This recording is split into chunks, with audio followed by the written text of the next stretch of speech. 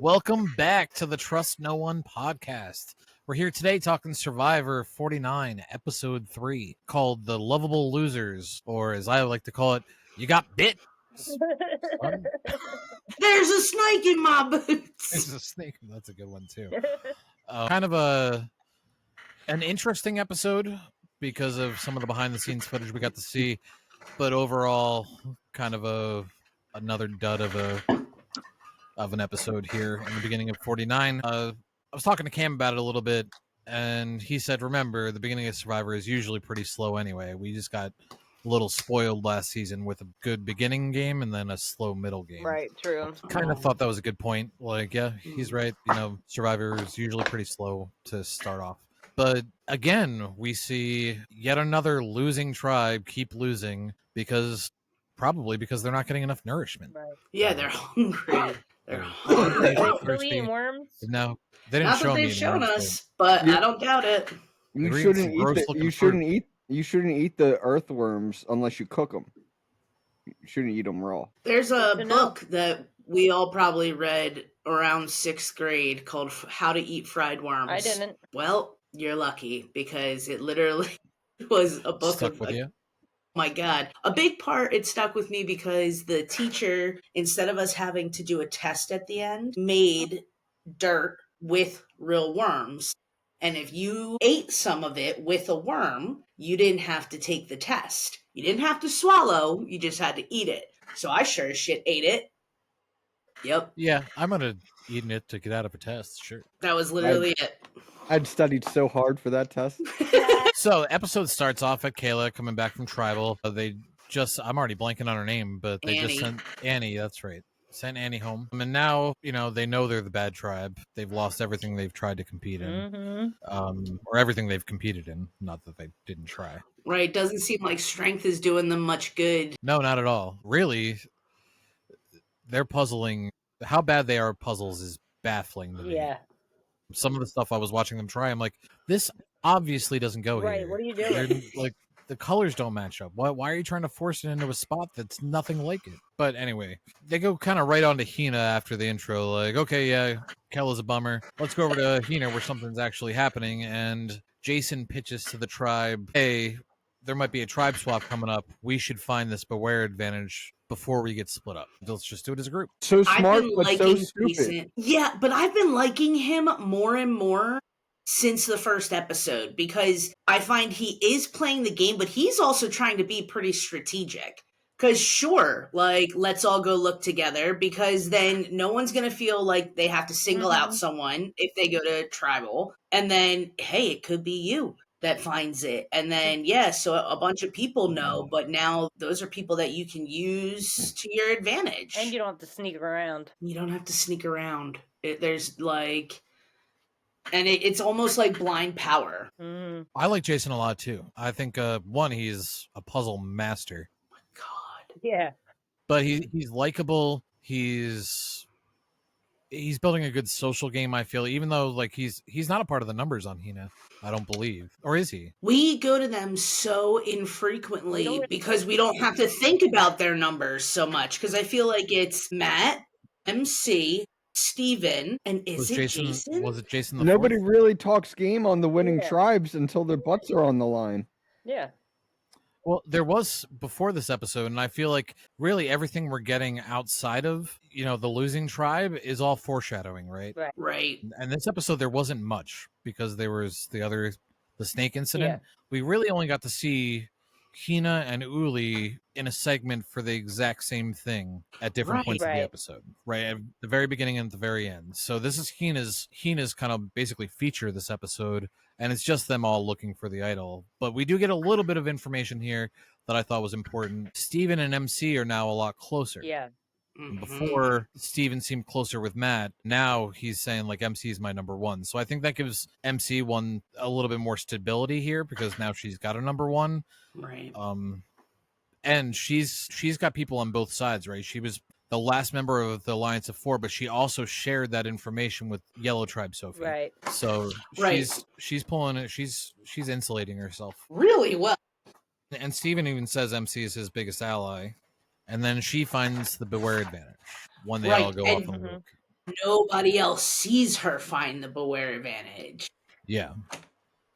which But was she does share it Right. though. yeah. She went. Did she share it with the group, No, or did just she him. share it No. with just Steven. with Mhm. Steven? Right. So just Steven got that information, which I think was a good move on MC's part. Yeah, She definitely. solidified a little bit of trust there with Steven, somebody who was already she was working well with, and now he's going to view that idol as a potential tool that they can both use. So hopefully that does her game a little bit of good. But that's Absolutely. all that happens here.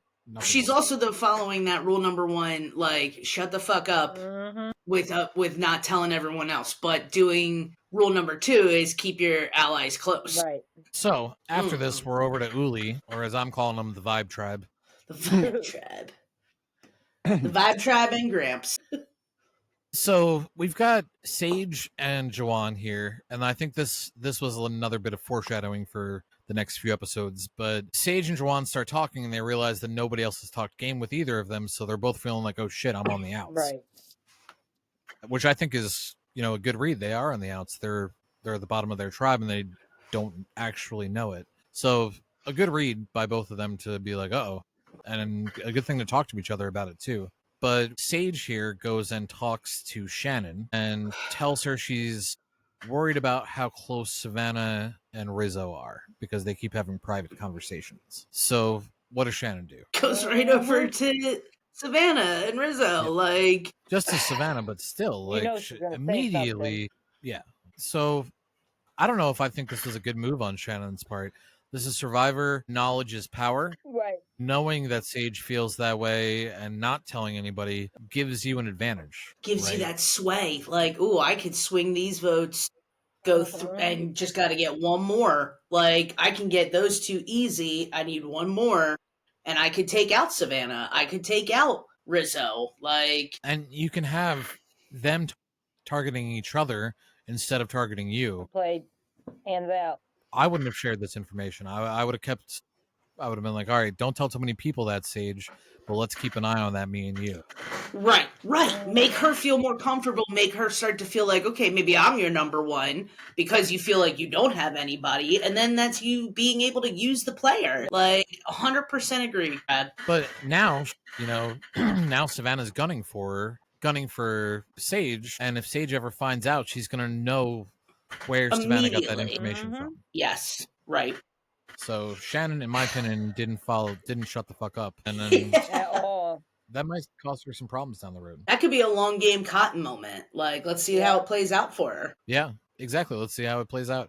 You never know because there's going to be a tribe swap, but it could come up. But at this point, we're back over to Kayleigh, and Jake gets bit by a snake on the bottom of his foot. There is a little bit of a segment of Jeremiah and Alex eating some gross-looking fruit that looked like breadfruit. Yeah. But they were like gagging it. But then Jake's bit, and production pretty much immediately gets involved. How did you guys like this segment? I mean, what else are they gonna do? Yes, like it's nice to see how they do take care of their players. Like, if something like this happens, like, very cool, but like there was really nothing else going on in the other tribes that we could have seen. Like, as soon as he was bit, regardless of whether Jeff was coming in to be like, Doc, what do you think? It's ultimately up to you. Honey, he's not coming back. Right. Like, Yeah, he's that not part I felt like it was pretty obvious that he wasn't going to return. Yeah, like, and so playing on that with like production trying to get a rise out of people from that, I could have done without it. I agree with that part. I did like a little bit of the behind the scenes stuff. I like that they showed us their little book that they have. Yeah. That shows them like what's poisonous, what's edible. Right. That's something they've never shown us before. We didn't know they had that little book out there. That was showing definitely them cool. I Yeah. like that. I liked seeing the beginning of it with them taking Jake away and bringing it, like him showing up to the dock and basically all the things they did to take care of him. But then I agree with you, Fink. I think, Yeah, me too. once Jake was stabilized, you could have called it right there. You didn't need to ask follow-up questions and stuff. Yeah. Right. We could have just moved. Right. Like, we could have moved on, and then you just show a picture of like silver lining. Jake was there for the birth of his baby. Yeah, they could have done something like that. Like, I know I think they did it at the end of the episode, which is great. Like, cool. Like, we were all probably thinking of them, but like, you were pulling on heartstrings that, like, as soon as we heard them say, right, as soon as you heard them say, we think it's a dry bite, we just need to okay, like my heartstrings are over it. Get me back to the game. Did you hear when they were pulling up them say, "Is he breathing?" Yes. Yeah. So that's what I'm Right. saying. Like we were all like, oh Right. shit. Like, and you see the guy give the thumbs up and Yeah, you're like, okay, yeah. like maybe because he's an athletic guy and he's in good shape, like he'll be okay. And so yeah, like had it been a worse bite and like Oh, yeah, yeah. it injected the venom, like I would have wanted to see all of that while they're taking him away and like, but we heard you say you think it's a dry bite. I didn't need 5-10 more minutes of watching him sit there with that. I know it's probably all they had, but that was the ugliest oxygen mask I've ever seen on someone. It looked like it gave him like a tumor off of his nose. I didn't. I did think that was a waste, but I think like when they were pulling up to the dock and asking like, "Is he breathing?" That's how they knew it was a dry bite, because a sea crate bite, Jeff said, was 10 times more dangerous than a rattlesnake bite.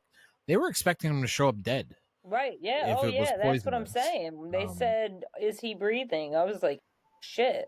They don't Yeah. think he's alive. So They thought they were gonna have to paddle him right there on the dock. Yeah. Oh my Yeah. goodness! Yeah, you didn't Yeah. hear them say that? Like, that was like, they kept No. saying that.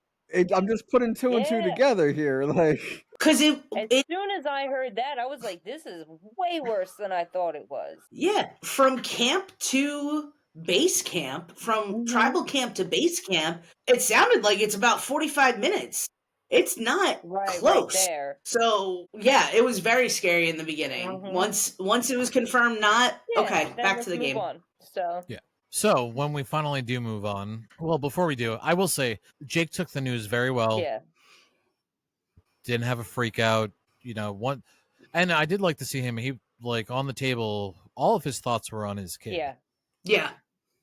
So I do hope Jake gets another shot down the road. Yeah, Even absolutely. if it is next season, I would take the Shoe Bandit on season 50 Yeah, that'd be fun. over like looking at the rest of the guys in this cast. Like at least he'll bring entertainment. the problem is everybody will know he's the Shoe Bandit now. They'll have to do something different. No, they won't.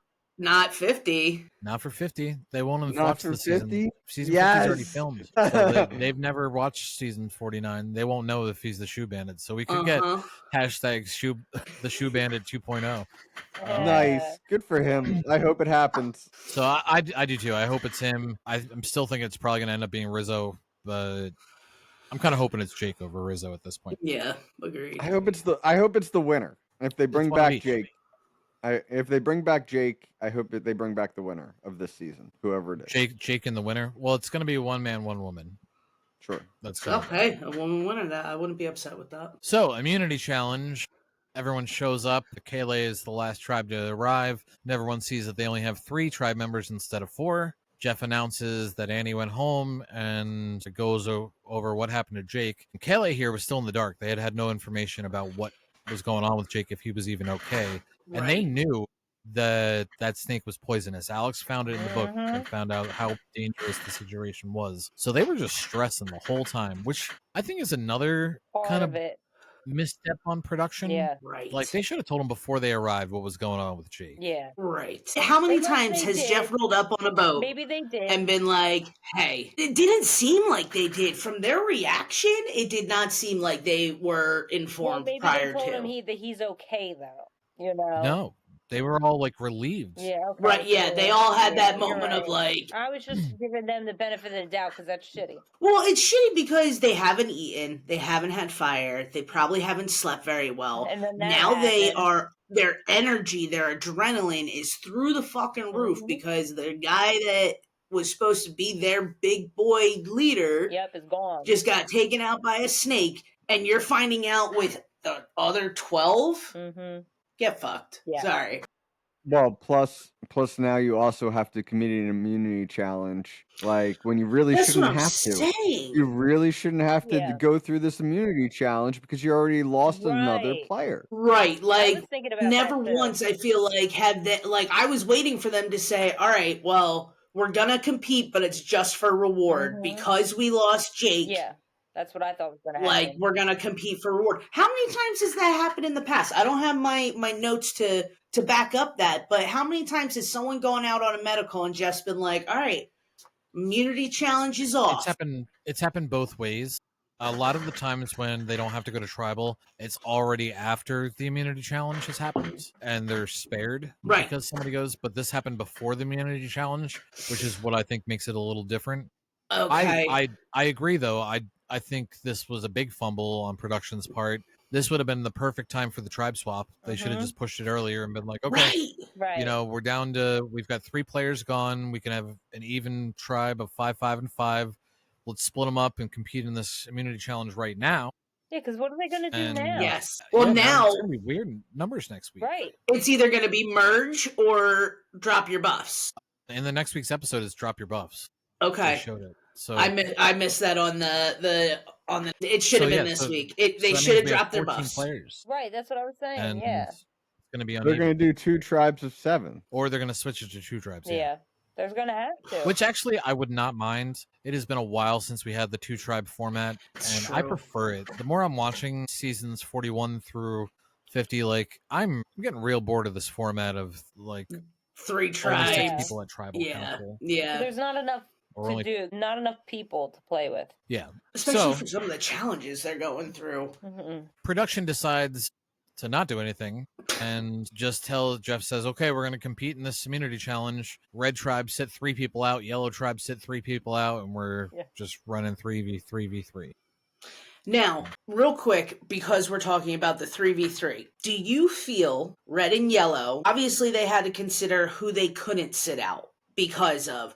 Do you think that they put up their players that were more evenly matched to blue to almost give them a more fighting opportunity? Not throw it, but give a better chance that they could win, because they all have also made comments even before the end of the challenge of like, This sucks. they've got a raw deal. Yeah. Like, it sucks to be blue. It sucks to be Kella. like, so I I didn't almost even thought catch when on they to got, that. I mean, it was just like, I watched it twice and I got the vibe that when they all turned to each other, it was kind of like, all right, guys, we know so-and-so needs to sit out. I can't remember exactly, or has to play.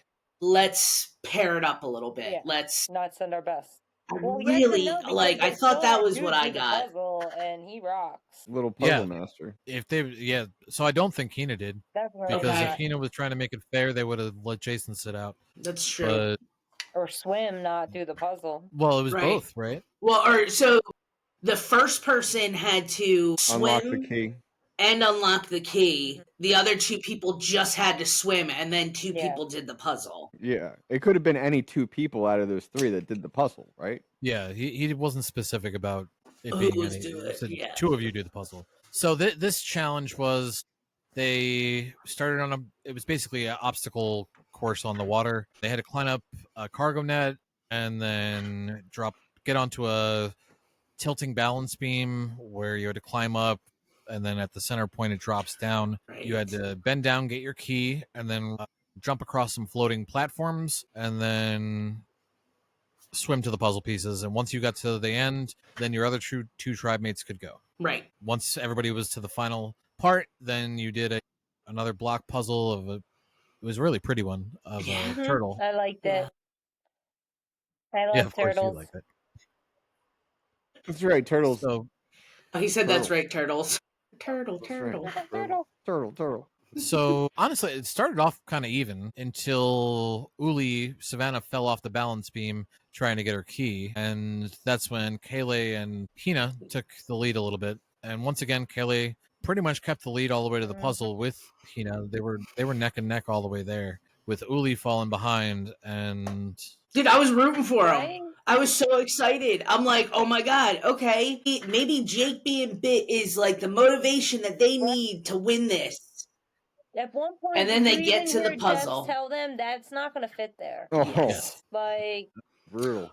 I love when Jeff rips into people. Like, what are you Like, doing, bro? one of my favorite Keep things moving. is finding, like, and I'm sure that they're AI and voiced over, but the things on Instagram or TikTok where Jeff is just laying into, that's the dumbest move I've ever seen on Survivor. He ripping. We have People heard look- those words come out of Jeff's mouth, though. Like, that could be the dumbest move I've ever seen on Survivor has come out of Jeff's mouth. so I agree. I do like when Jeff rips into people that deserve it. I think he really dropped. He just could not read the room this episode. They weren't excited to compete, any of the teams beforehand. Mm-mm. Hina and Uli won. No one was excited that they win. He calls it out and talks about it. And then he's a dick to Kaylee. Like, I was like, so everyone else is like showing them pity and feeling bad for him, and you're sitting here dogging him? It's not the time, Probst. Like, Jeff, take a chill. Probst Yeah, I'm is like- a savage. you brought them in here. They thought their friend was dead. Then you forced them to compete, and then they lost. And then you rubbed salt in the wound. I don't know. I was disappointed in Probst this episode. We were like, what the hell, man? It was a real read the room type situation. Yeah. And I went back and rewatched it. I was like, is it just me? And I'm like, no, he's coming off as a total jerk here. What's going on? I think Probst was a little salty this week. Maybe he realized that the first 3 episodes were kind of a bust too, and he was trying to create a little drama. So after the challenge, we're back over to KLA. Nothing really happens. They just talk about being bummed, but glad Jake's okay. And they decide to just talk to, talk Individually. one-on-one to each other. Yeah. I think Alex says, listen, I'll let you guys talk. Like, go for it. Yeah, and Yeah. that's where it starts, right? But then they each have one-on-one conversations. But first, we go over to Uli for their turn to find the Beware advantage. Yes. And they do it pretty much exactly the same way. Mhm. Like, hey, we're all just going to do this together. No harm, no foul. We'll just find it. And the Riz God finds it pretty Did much they- right away. Did they talk? Were they influenced by the other tribe at all at Immunity about it, or Yeah. like they're just like they just came up with the same idea at the same time? Mhm. I Yeah, think it was that. I Yeah. think because Wow. now they know like that something's gonna give because now there are only gonna be 2 fucking people. Now what do we Yeah, they're all Exactly. smart enough to realize that. Yeah, you're right. Exactly. That's what it was. No discussion was had at tribal between the 2 teams. It was the realization that Yeah, okay, like- we're gonna be splitting up soon, Definitely. or we're all gonna be shoved together. And because I feel like Uli was laying it out as if as long like the 6 of us and we pull in those other 2 people, or we work very hard, then it's going to be red versus yellow. Like, so let's at least have the red know that the advantage is found. Is Right. it? I agree with this too. Mhm. And it also gives you a free pass to look for the idol without anybody thinking you're Yep. shady. Right. So sure, let's all do it at the same time, and then we'll each have an equal shot of finding it. And then Right. there's no target on my back, really. Right. I did like Rizzo was smart enough to play it up and let everyone know this is for us, even though he probably should have just shut up when he found it. Nobody saw him find it, Right. so he could have just pocketed it. But he got excited as soon as he saw it. He was like, "Guys, look!" Instead of Right. just taking it and putting it in his pocket. Well, I think that's his age is showing his just excitement for the game. Yeah, me too. I agree. So then we go back over to KLA for the finale of the episode. And there was only really one thing I thought was notable here, and it was when Jeremiah and Alex were having their conversation, Sophie snuck up behind them, Tony style, started spying. Yeah, right. That was funny. And it was really a smart move, though, because she found out Alex was thinking about her Hmm. and then made moves to get him to change his mind and put it on Found out exactly Jeremiah. what to say. Yeah. Right. Like, that's a survivor play, man. That's a play for $1 million.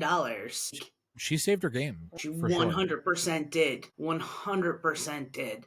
Because, She knew exactly what to say. like, Right, oh he's man, He's looking for 100%. loyalty. Look at me. I even have the same nail tech. Nail tech for the last Yeah. 12. Never cheated on my man. Have the same friends since high school. I'm nothing but loyal.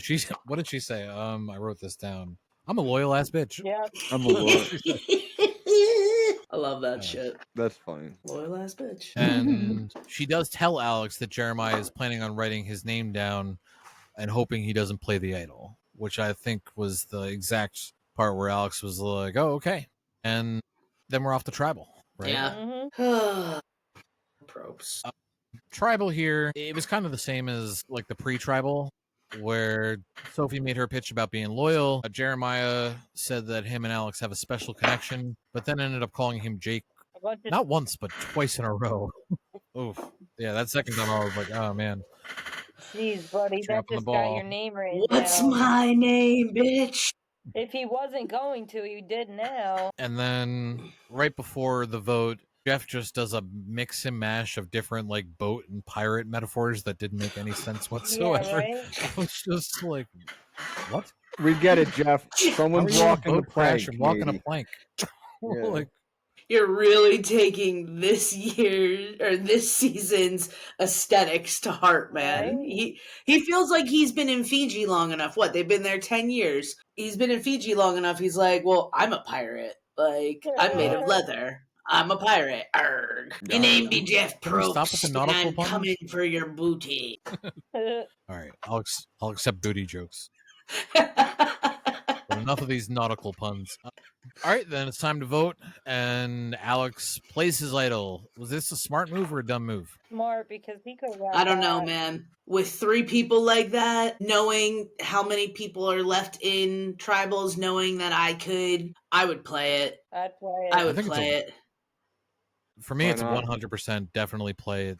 In this moment, you are way Yeah. too vulnerable. Mhm. If they are lying to you, you go home. Yep. Yep, Yep. play it. Yeah, Yep. you got to play it. And you can't play your shot in the dark because that's a 1 in 6 chance when it's 1 in 3 odds of getting the votes on you or Right. something Yeah, like that. and you have a get out of jail free card. And you have a get out of jail free Fucking You card. play don't it. want to go home. Play with it. Yeah. There's always more idols.